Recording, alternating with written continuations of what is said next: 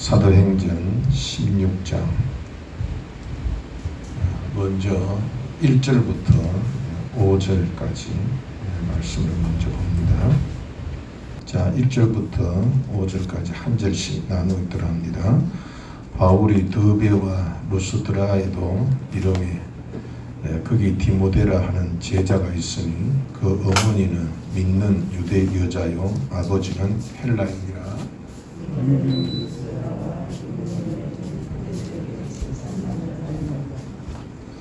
바울이 그를 데리고 떠나고자 할새 그 지역에 있는 유대인으로 말미암아 그를 데려다가 할례를 행하니 이는 그 사람들이 그의 아버지는 헬라인인 줄 다 알미러라.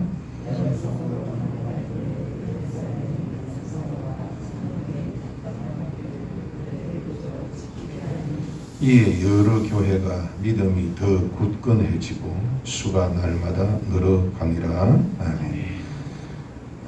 바울은 드디어 루스드라에 도착을 하게 됩니다. 루스드라는 1차 전도 여행 때에 안전병이를 고친 일로 신으로 추앙받을 뻔했던 곳이기도 합니다. 이곳에서 제자 디모데를 만나게 되는데, 디모데의 아버지는 헬라인이고 그 어머니는 유니게라고 하는 이름을 가진 유대인입니다. 디모데는 1차 전도여행 때 복음을 받아들여서 바울의 제자가 된 것으로 보입니다. 이 바울이 그를 전도 여행에 동참시킬 때에 할례를 받게 합니다. 이방인에게는 할례를 절대 반대했던 바울이 디모데에게 할례를 받게 한 이유는 그의 어머니가 유대인이었기 때문입니다.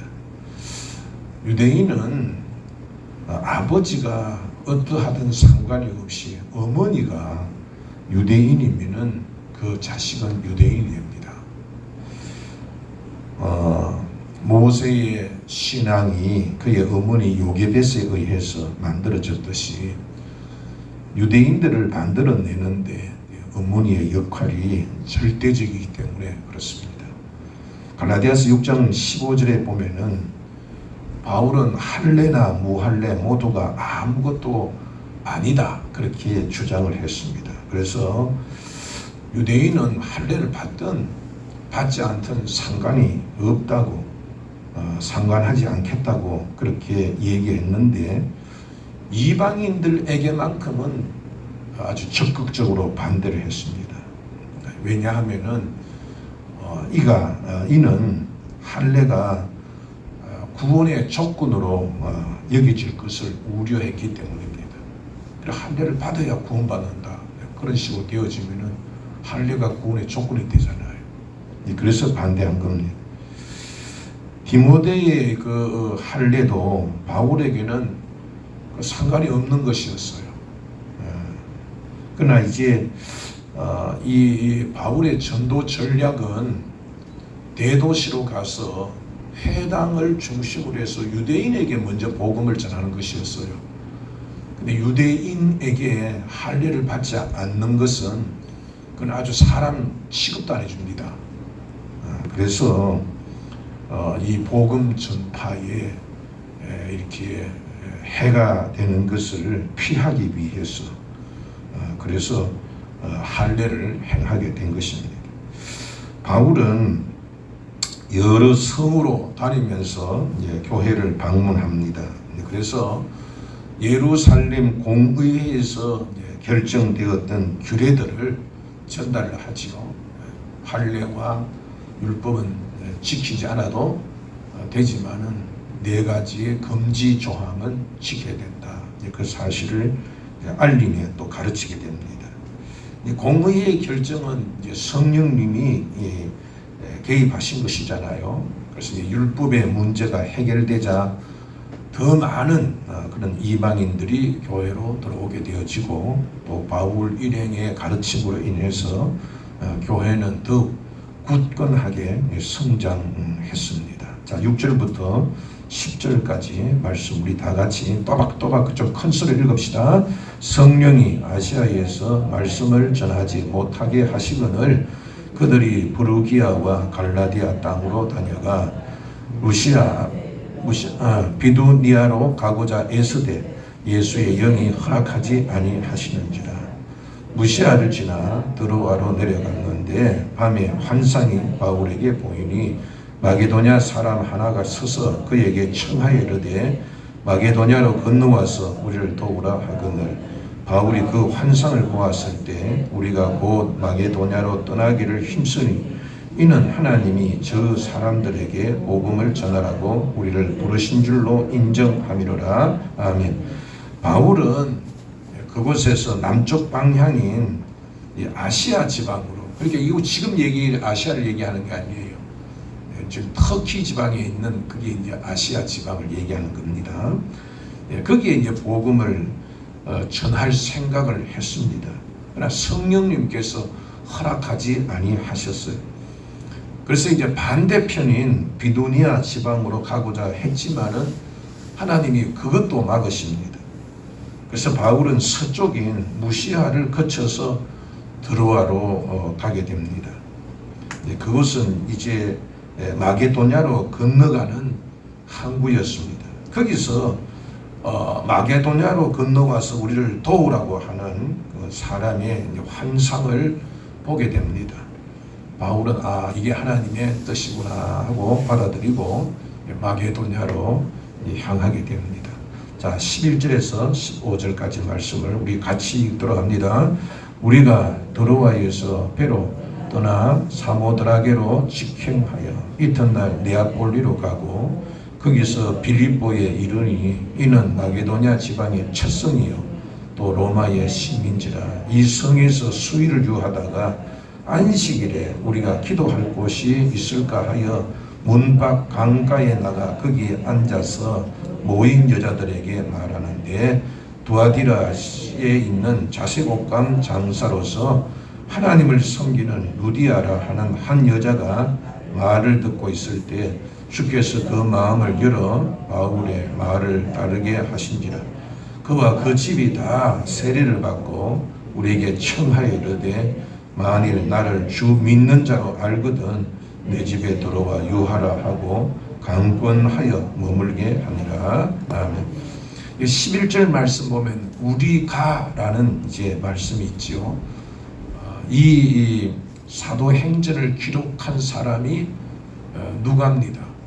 그러니까 우리가라고 하는 것은 이 누가를 포함한 것을 얘기하죠. 그러니까 이 바울의 일행 속에 누가 있다는 거예요?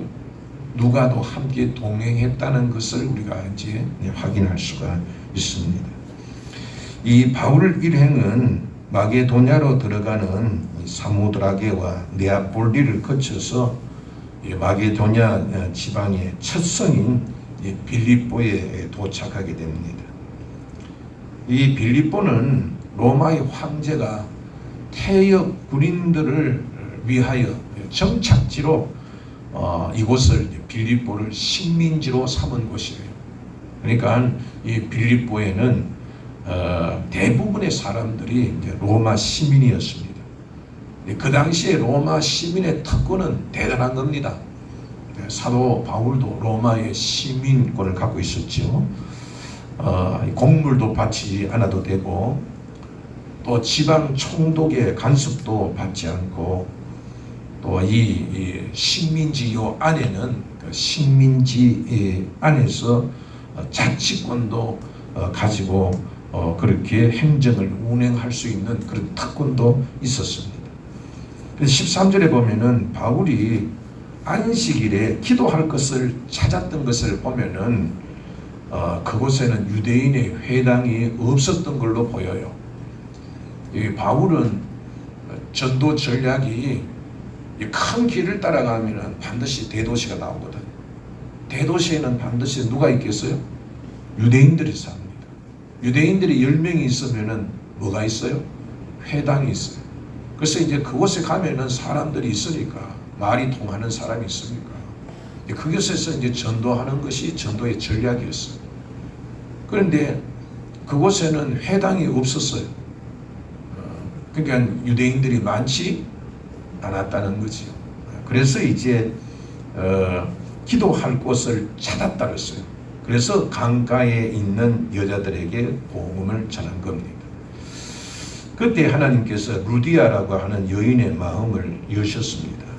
그래서 루디아와 그 집이 모두 은혜 받고 예수님을 믿게 되어서 세례를 받게 되었고, 루디아는 그 집을 예배의 처소로 그렇게 헌신하고, 또 바울 일행까지도 루디아가 강청해서 그녀의 집에 머물면서 숙식을 제공하게 됩니다.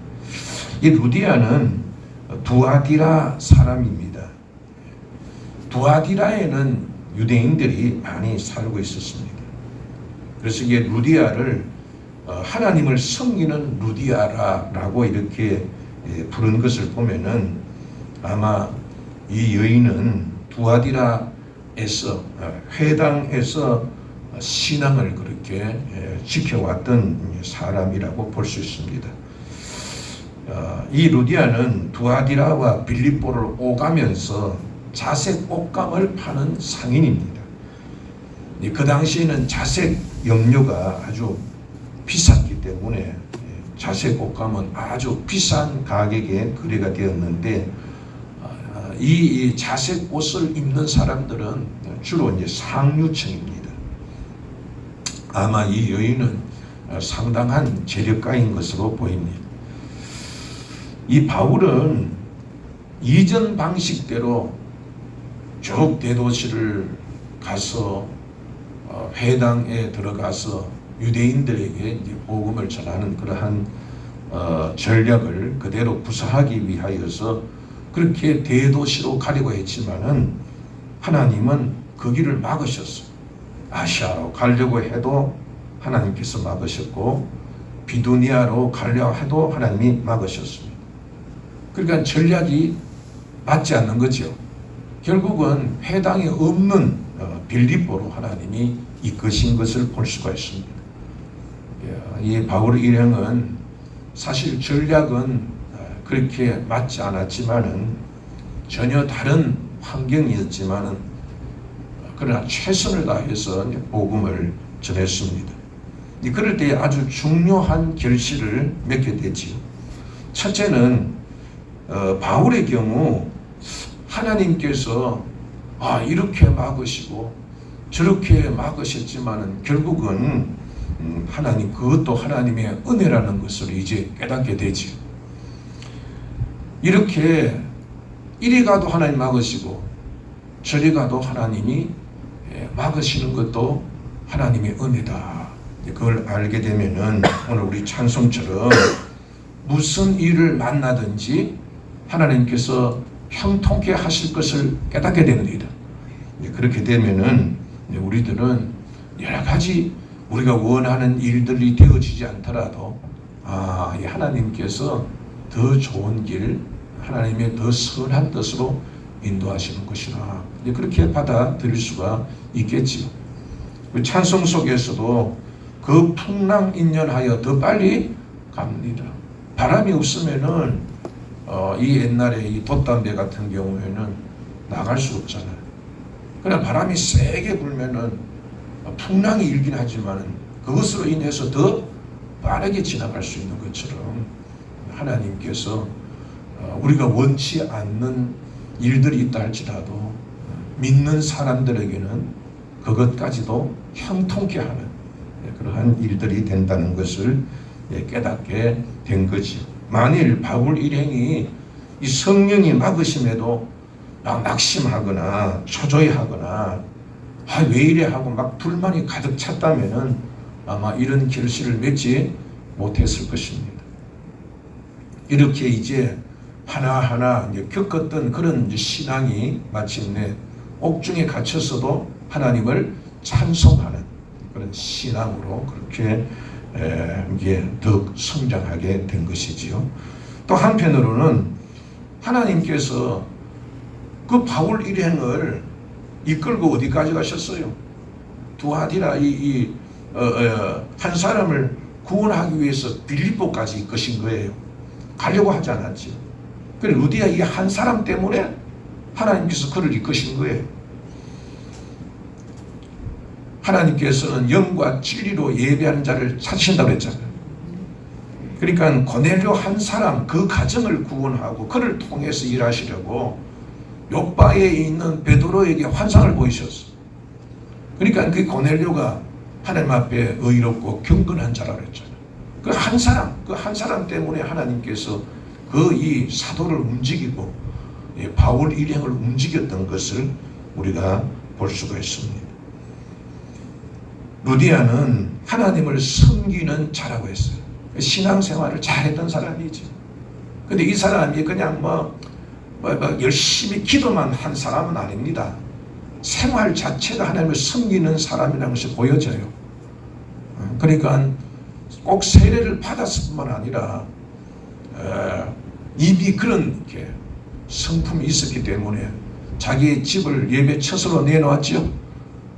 그리고 주의 종을 자기 집에 아주 강청해서 자기 집에 들여서 그 여러 일행을 있을 텐데 경비도 많이 들 텐데 숙식을 제공하고 그렇게 사도 바울 일행을 도운 것을 보더라도 평소에 이가 하나님을 섬기고 그리고 하나님의 일에 그가 얼마나 헌신해 왔던 주의 종을 얼마나 그렇게 가까이 하며 섬기려 했던 것인가를 우리가 미루어 살펴볼 수가 있습니다. 하나님께서 이런 믿음을 가진 영과 진리로 거짓 없는 믿음, 하나님께서 그 마음을 보신다고 했잖아요. 그 한 사람을 보고 그런 사람이 또 많은 결실을 맺지 않겠어요. 그래서 그 한 사람을 하나님께서 구하시려고 바울 일행을 여기도 막고 저기도 막고 해서 그것으로 인도하셨던 것을 우리가 볼 수가 있습니다. 우리는 오늘 이 말씀을 통해서 내가 구한 대로 이루어지지 않을지라도 하나님께서는 우리에게 더 좋은 것으로 응답하심을 믿어야 합니다. 그래서 우리가 기도 내가 원하는 대로 내가 구하였지만은 구한 대로 이루어지지 않는 것도 하나님의 응답이다.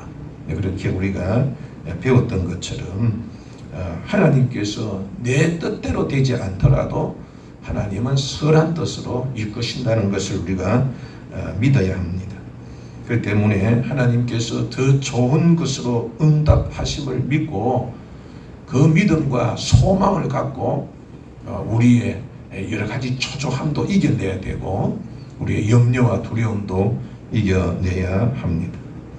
그리고 여러분들 이 루디아의 신앙생활이 그냥 한번 딱 보고 하나님께서 그를 귀히 여기신 건 아닐 거예요. 눈여겨봤을 거다. 우리도 그렇잖아요. 사람을 볼 때 한 번 보고 어떻게 압니까? 자꾸 지켜보는 거죠. 저 사람은 저 사람 보니까 이렇던데 어제도 그렇고 오늘도 그렇고 변함이 없네. 저 사람이 이런 성품이구나. 하나님 이렇게 지켜보신다. 지켜보시고 아브라함도 하나님께서 지켜보셨잖아요. 그래서 최고의 모리아 산까지 이 이삭을 데리고 가는 그것까지 시험하셔서 이제 내가 알았노니 그렇게 얘기해요. 우리 하루가 하나님께서 지켜보는 삶이라는 것을 우리들이 기억해야 돼. 그냥 하루 이렇게 와서 급하고 그냥 하면 하나님께 기도했다가 또 평소에는 또 자기 뜻대로 살았다. 또 힘들만 또 주행을 했다가 어떤 때는 또 하나님 앞에 가서 또 헌신했다가 이렇게 그런 신앙생활은 하나님께서 보면 좀 안타까워하시겠죠. 일관성 있게 이 고넬료와 같이 루디와 같이 진짜 마음으로 하나님을 섬길 때에 하나님 주목해 보시고 그 하나하나를 주님께서 은혜로 복으로 이렇게 갚아 주신다는 것을 살펴볼 수가 있습니다. 오늘 하루도 하나님 앞에 바르게 서 있는 하루가 되기를 주님의 이름으로 권합니다. 힘들어도 하나님을 섬기는 마음 변하지 말고 하나님을 위하여 교회를 위하여 이렇게 섬기고 또 주의 종과 함께 더불어서 이렇게 하나님의 뜻을 그렇게 이루어 나가기를 힘쓴다면은 어느 날 하나님께서 그동안 수고했던 것을 한꺼번에 보상해. 루디아에게 구원의 이 놀라운 은혜를 주셨죠. 이러한 놀라운 은혜를 제공해 주실 것입니다. 오늘도 하나님께서 내가 구하는 대로 주실 것이고 하나님께 헌신한 대로 다 은혜와 상이 되어서 돌아올 것을 믿고 즐거운 마음으로 하나님을 믿고 섬기는 그런 삶을 사는 그런 신실한 신앙의 하루가 되기를 주님의 이름으로 축복합니다. 기도하십시오. 하나님 아버지, 주님께서 항상 기도하고 낙심하지 말아야 한다고 교훈하신 것 같이 하는 일마다 막히고 기도로 구하여도 구한 대로 이루어지지 아니할지라도 바울과 그의 일행에게 베푸셨던 은혜를 저희들이 기억해내게 하셔서 막힌 것도 은혜이며 구한 대로 이루어지지 아니한 것도 응답인 줄 믿고 낙심하지 말고 원망하지도 말고 감사함으로써 길도 열리게 하시고 또한 응답될 때까지 그렇게 기도하며 최선을 다하는 저희들 믿음과 소망의 사람이 되도록 주님 도와주시고 인도하여 주시옵소서. 영과 진리로 예배하는 자를 찾으시다가 고넬료를 눈여겨보셨고 루디아를 지켜보신 줄 믿습니다. 우리의 하루하루도 주님께서 계속 우리를 시험하고 계시는 줄 깨닫게 하여 주셔서 다윗처럼 코람되고 콤되고 주님 앞에서 주님과 함께하는 그런 신앙의 삶을 살게 하여 주시옵소서. 주님의 가르침처럼 주님을 섬기며 교회에 헌신하며 좋은 것을 주의 종과 성도들과 함께 나누게 하여 주옵소서. 이러한 예배와 기도와 헌신과 섬김이 모두 하나님 앞에 상달되어 고넬료와 루디아처럼 백배 천배 좋은 것이 되어 돌아오도록 복을 내려 주시옵소서. 오늘도 낭망치 아니하며 암과 모든 질병과 싸우는 성도를 위해 기도하오니 속히 치유하여 주시옵소서. 특히 코로나와 독감에서 속히 회복시켜 주시고 아프지 않도록 우리 모두 주님께서 강건케 도와주옵소서. 가정의 화목과 건강을 주시고 일터의 안전과 수익을 주시옵소서. 주님의 전도 은혜롭게 세워지도록 보상과 모든 허가와 시공과 이전까지도 지키시고 인도하여 주시옵소서. 수고와 기도와 예물 위에 복을 내려 주시옵소서. 오늘도 주님을 힘입어 모든 일이 형통케 되는 복된 날이 되기를 간절히 비오며 예수님 이름으로 간절히 기도합니다. 아멘.